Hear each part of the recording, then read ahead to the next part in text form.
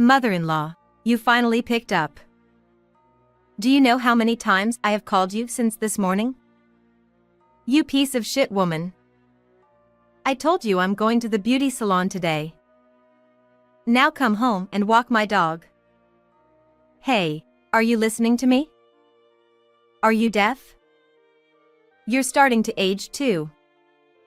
Now come on home. I was so impatient when my mother-in-law called me during my father's funeral that I accidentally answered the phone on speaker, intending to hang up. The place was silent, and my mother-in-law, who did not understand the situation on the other end of the phone, thought I was the only one who could hear her voice on the phone and continued to yell at me. Everyone in the room froze, but only my father-in-law was burning with anger. My mother-in-law, I am so sorry for your loss. I am 47 years old and work in an office in a small company.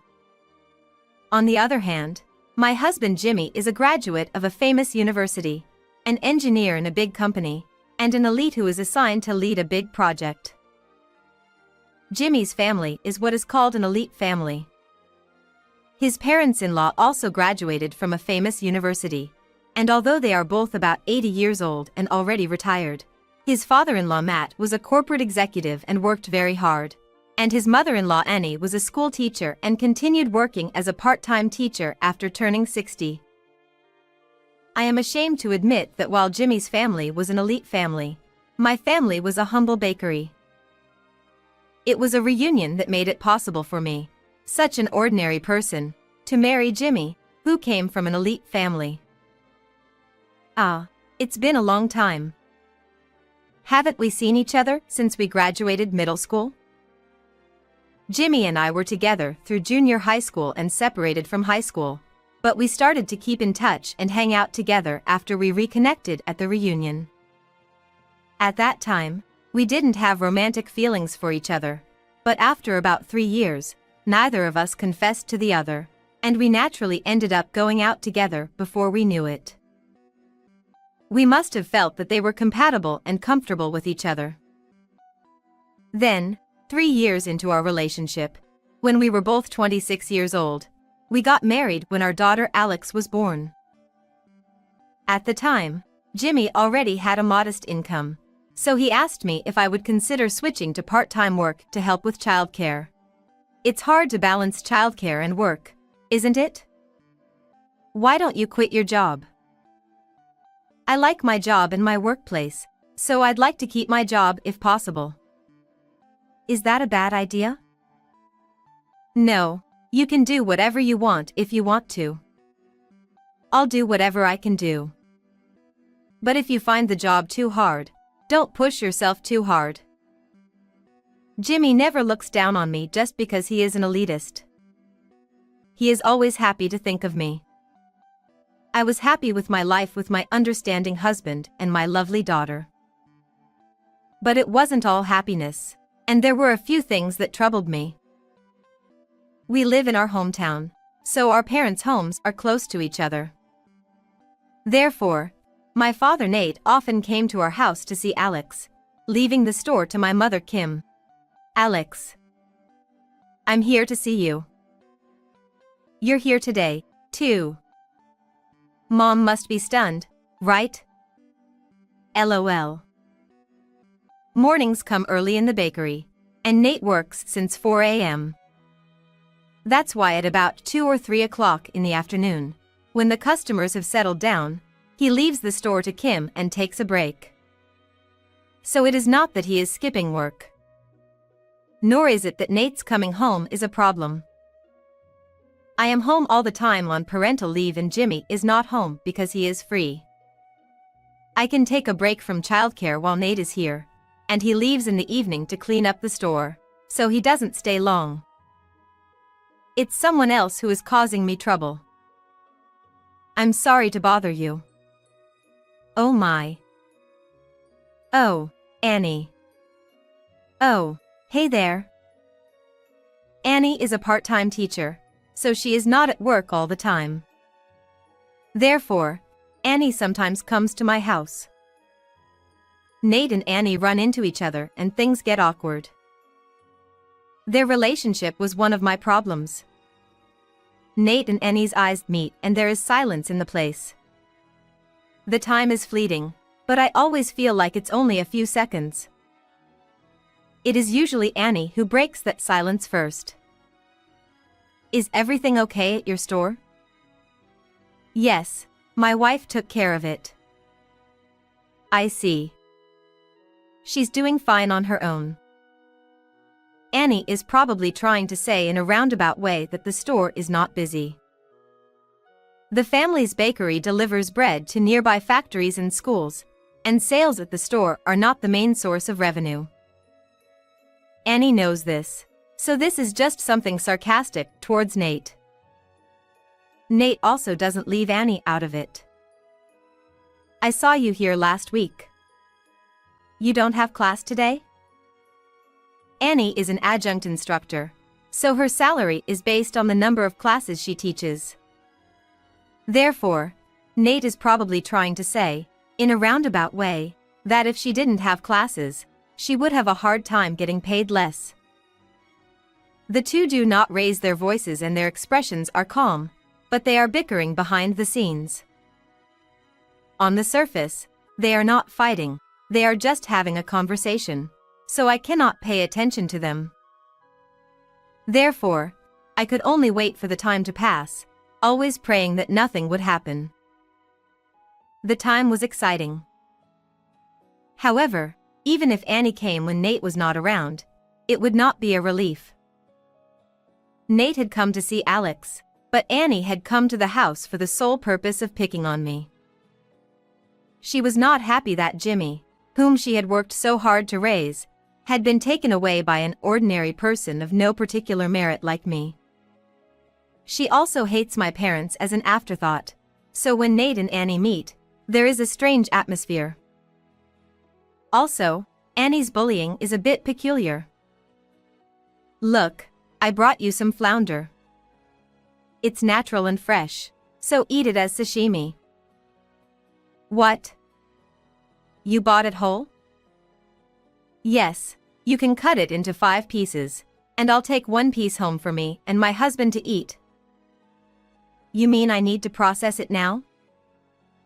Yes, I told you I would give you a nice fish, but you don't seem to be happy about it. No, that's not true.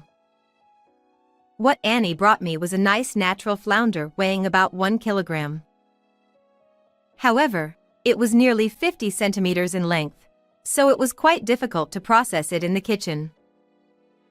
Moreover, it is also very difficult to clean a wild flounder. However, I can't complain because we get good fish. I am impressed by the way she does it. Oh, you're crushing the flesh of the flounder. I'm sorry, I rarely handle fish. This was Annie's way. She makes me do difficult things, takes pictures of me laughing at my mistakes, and then goes around the neighborhood telling everyone I'm a useless wife who can't do anything. She's probably going to hide the part about today's flounder being difficult to handle and frame me by exaggerating the fact that I'm not good with fish and can't touch it. But I wish I could argue with Annie while successfully avoiding a head-on collision like Nate does, but I am not that dexterous. Therefore, I kept quiet and did as she told me. Next time, practice so you can handle it nicely, LOL. Yes. She always grinned and seemed satisfied when she saw that I couldn't say anything back to her. However, I have never felt particularly frustrated or sad.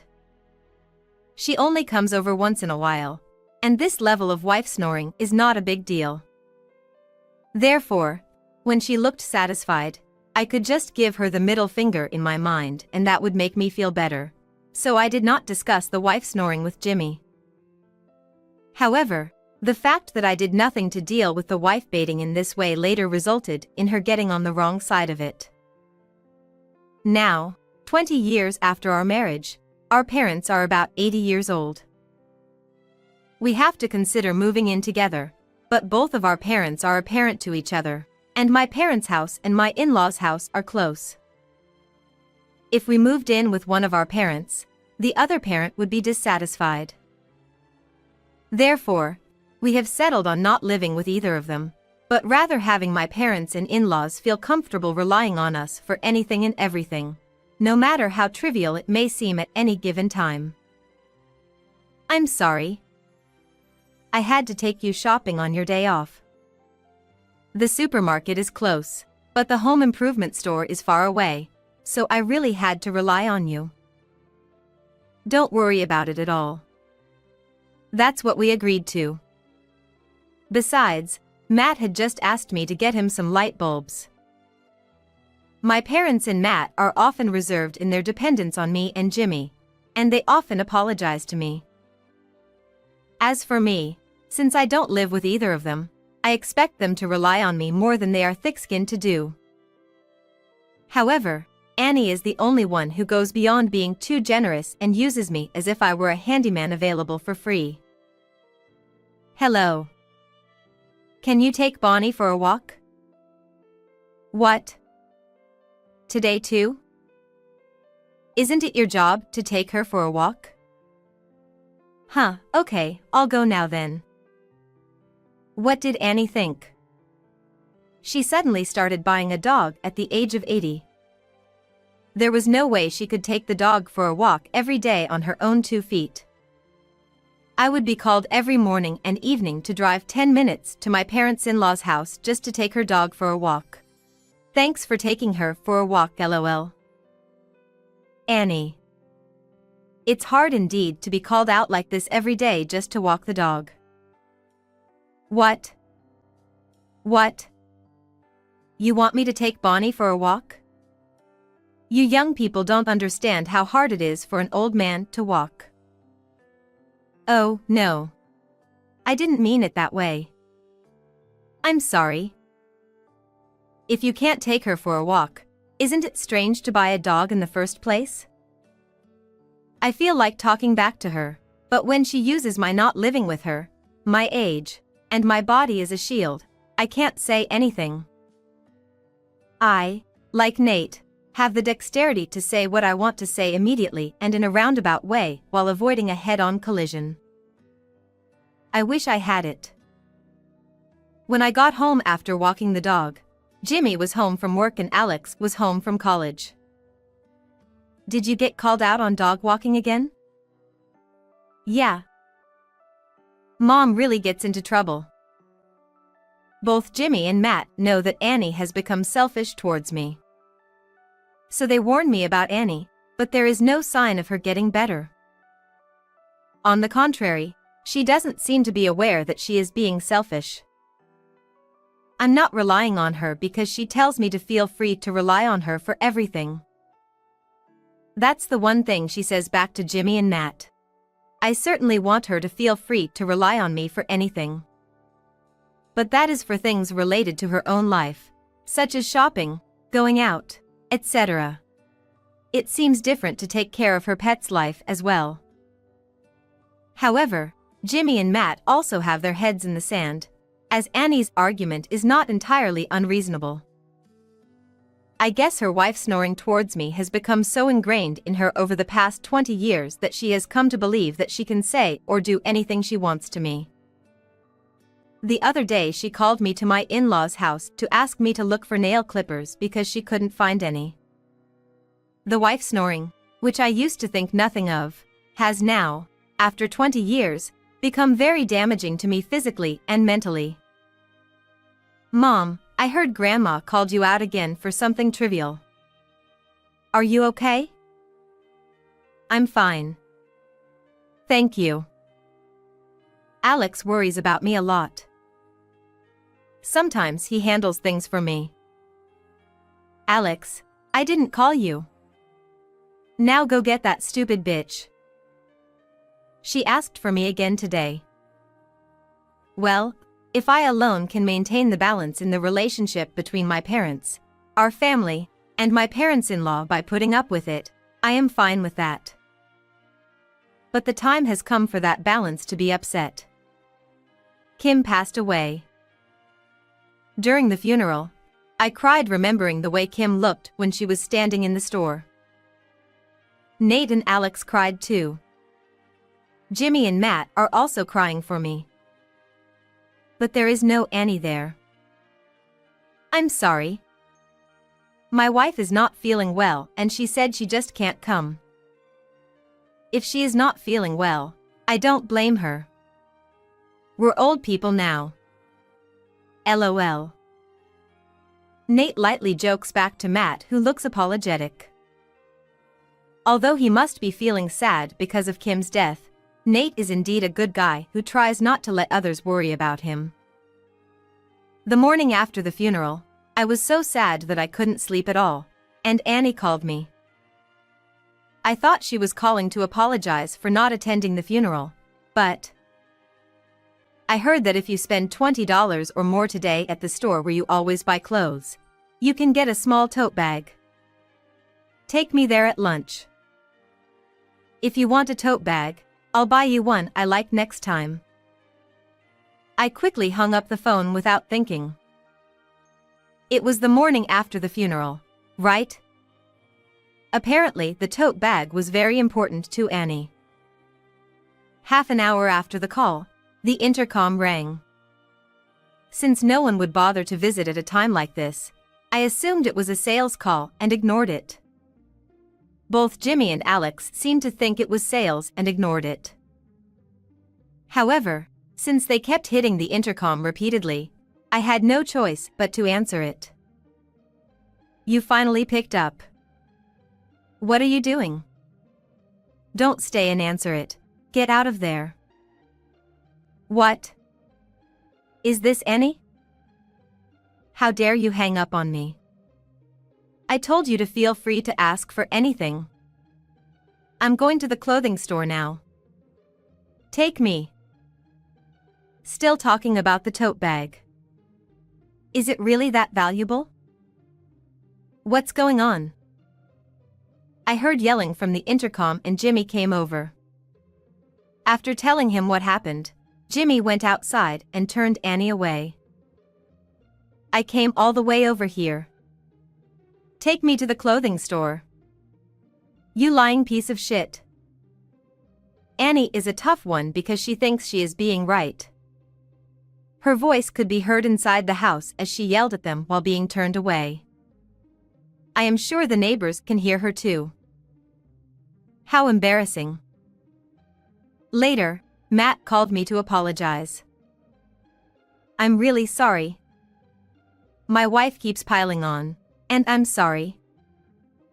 No, you don't need to apologize. The fact that Matt was feeling sorry made me feel sorry too.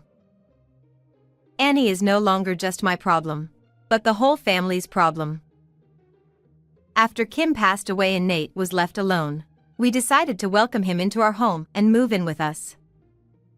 Everyone should agree that this is a natural process, but Annie is still the only one who complains. Why are we left alone? It's not fair. But I can't leave my father alone. You can't have mom and dad living with us too, can you? That's right. We'll be fine. Why do you get to decide what you want? I told you I don't agree with it. You're in trouble. Why are you so self-centered? The fact that very few disagreed meant that Nate and I started living together. Hello. Come over now. Then the wife snoring from Annie escalated again. Living with Nate was something that everyone agreed to except Annie, but for some reason the hate seemed to be single-mindedly focused on me. Does she think I led everyone on? Annie no longer even said what she was calling me for. Yes, okay, I'll be right there. Come quickly. I always respond to the call honestly, as I am too lazy to ask about the nature of the errand, argue with him, etc. It's quicker and easier this way. So a year goes by, and things change again. Next, Nate passed away. Last night he went to bed as usual and never woke up. I don't think he thought he was going to pass away, because he had told me the other day that Alex would be graduating from college soon and getting a job, and he needed to prepare a job gift for her. During the funeral, I burst into tears remembering the way Nate used to bake bread. Alex was crying next to me and Jimmy and Matt were crying for me too. But again, Annie is not there. This time she's not feeling well again, apparently. She probably thinks that she doesn't like my parents anyway, and that it would be too much trouble to attend the funeral. It was lunch at the time of the cremation, but I was not very thirsty for food. Mom. You didn't eat anything yesterday, did you? Eat a little. I'm fine. Thank you. I should get back to the crematorium soon. As I was returning to the crematorium to collect the bones, I casually checked my phone since I hadn't looked at it once since this morning. Oh, there's an incoming call? Huh? What's this? I checked my incoming call log and found that I had 30 incoming calls from Annie per hour. She should have known that today was Nate's funeral. Could it be an emergency? I thought so, but I couldn't bring myself to call back. We arrived at the crematorium, and the cremation furnace is about to be opened. It is not Nate that I am about to meet, but his remains. I am sure I will feel sad again when I see Nate's figure. I prepared myself to face my grief by tightening my expression. At that moment, my phone rang. Oh. I'm sorry. It seems I had accidentally deactivated manner mode when I checked my phone earlier. I hurriedly took out my phone and saw Annie's name on the screen. I hurried to hang up the phone, but in my haste I accidentally answered the phone again, this time on speaker. You finally picked up. Do you know how many times I've called you all morning? Pick up on the first try? You piece of shit. Annie's yell echoed through the quiet crematorium, and everyone present froze. The cremation workers were so surprised that they froze with their hands on the handles to open the cremation furnace. In such frozen air, only Matt was burning with anger. The crematorium is quiet because of the situation so much, but Annie, who doesn't understand the situation, she thought I was the only one listening and continued to yell at me. I told you last week that I was at the beauty parlor today. I can't believe you have a funeral on the same day of all days. The funeral will be over at night, right? You should come home early and take Bonnie for a walk. Are you listening to me? Are you deaf? You must be aging too because I told you so. Now come on home. Matt silently took the phone from my frozen, motionless hand and walked out of the room with the cremation furnace. What the hell do you think you're doing? Matt didn't just leave the room, he seemed to move a little further away to the lobby, but his loud yelling reached our ears. Jimmy and I gave a look that said this was a bad idea. This was an important moment to say goodbye to Nate, but we would have to go to him. I'm sorry. Please continue. Alex, me and Jimmy are going to Matt's place, so please take care of Nate. Okay. I hurry with Jimmy to the lobby. When we get to the lobby, Matt, who doesn't know how to operate my phone, is still on speaker yelling at Annie. Why are you even calling her at a time like this? Why are you on the phone? Could it be that you could hear me? Not just me. All of us could hear me. How much trouble are you going to cause me? I'm divorcing you. Matt seems quite angry and is even talking about divorce. Jimmy then tapped Matt on the shoulder from behind. When Matt turned around and looked at Jimmy's face, he looked aghast, came to himself, and stopped yelling. Jimmy silently takes the phone from Matt, who has cooled down a bit. Hello? Mom? You don't have to get a divorce. You're over 80 now, right? Isn't it? Right? Matt was just mad and he didn't mean it, did he? Oh, thank God. What are you relieved about? Instead, Dad's not coming home anymore. Starting today, he'll be living with us. Does that mean he is going to live with you? Just your father? Can you make such an important decision on your own without even consulting your wife? I interrupted Annie and Jimmy's conversation because this cohabitation was not something Jimmy decided on his own. It's not selfish. My daughter and I both agree. We had discussed and decided long ago that if my father passed away, I would move in with you and Jimmy. That means I can live with you, too, right? As my husband said earlier, I will only live with Jimmy. I was going to live with you too, but I'm not going to. I can't stand what you are doing anymore. You hurt us. We're not going to help you, so you're going to have to live by yourself. Alone, living by myself. Dad, that's the way it's going to be, okay? Yeah, I'm good with that. Oh no. Of course you can't. How am I going to get groceries? How am I going to go shopping? How will I walk the dog? If something happens to me, who am I going to call for help? I can hear Annie ranting and raving about something on her phone, but Jimmy ignores her and silently hands me back the phone. I hand the phone back to him. I took the phone and silently hung up.